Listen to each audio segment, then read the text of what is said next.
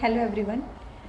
जैसा कि मैंने अपनी पिछली वीडियो में डिस्कस किया था कि जो फ्रेशर बीएमएस होते हैं, बीएमएस कंप्लीट होने के बाद जिन्हें अपनी जो क्लिनिकल प्रैक्टिस है उसकी तरफ जाना है और अभी उनकी जो नॉलेज है वो अपना सेटअप करने के इक्वल नहीं है। अभी उन्हें और टाइम चाहिए अपनी नॉलेज को शार्प करना है।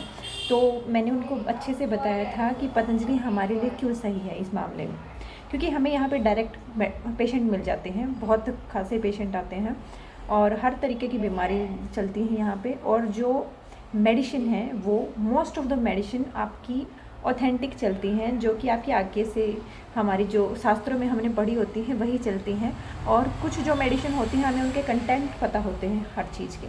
तो आज मैं बताना चाहूँगी कि मैंने जो बताया था पतंजलि में आपकी ज्वाइनिंग कैसे होती है।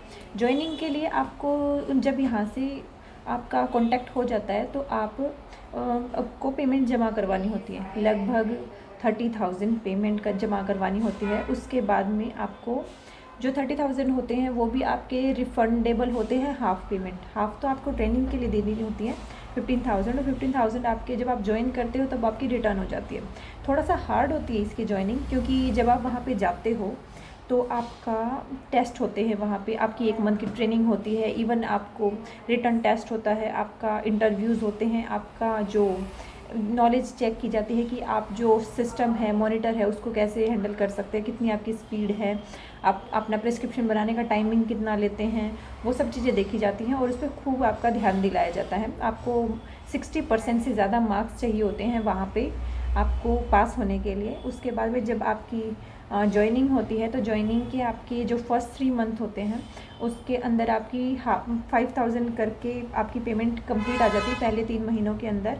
और इसमें एक बड़ा ट्विस्ट ये होता है कि जब आपके 6 मंथ कंप्लीट हो जाती है तो आपका फिर से एक इंटरव्यू होता है और आपको वो भी क्लियर करना होता है। बट उस इंटरव्यू के दौरान आपकी तैयारी इतनी हो चुकी होती है उस टाइम तक कि आप चाहें तो आप वहाँ पे रुक के अपनी नॉलेज को, अगर आपके लिए सेंटर अच्छा है तो अपनी नॉलेज को आप आगे की तरफ लेकर जाए।